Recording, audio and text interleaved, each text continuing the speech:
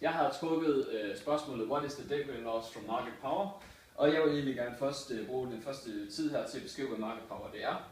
Og market power det er kort sagt en virksomheds evne inden for et evne med konkurrence. Det er dens evne til at sætte prisen, eller det vil sige, at den er en prisgiver i forhold til et marked, hvor der er perfekt eller fuldkommen konkurrence, hvor det er en pristager.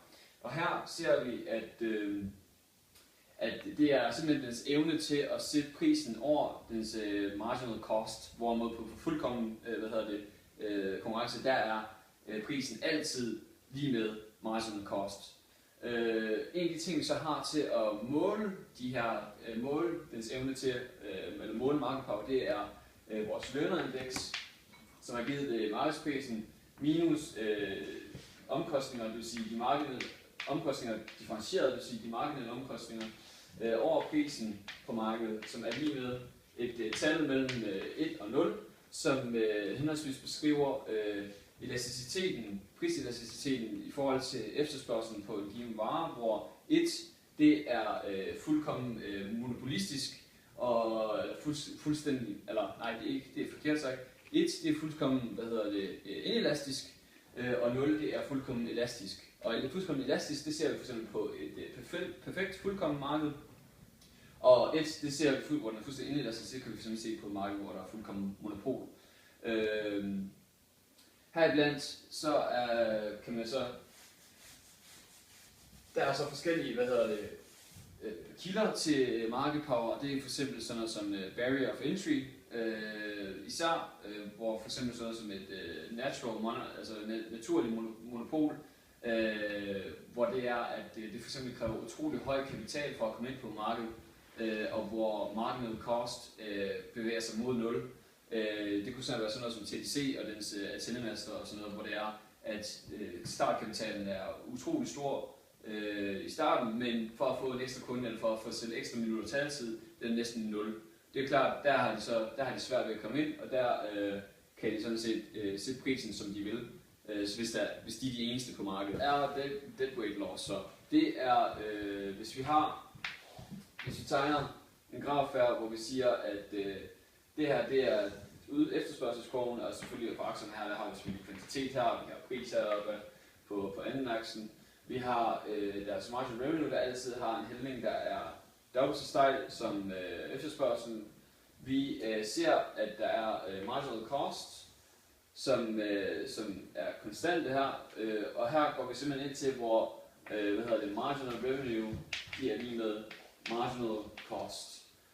Og her kan vi så læse den givende mængde, som de kan producere til den marginal cost, hvor marginal revenue det skærer.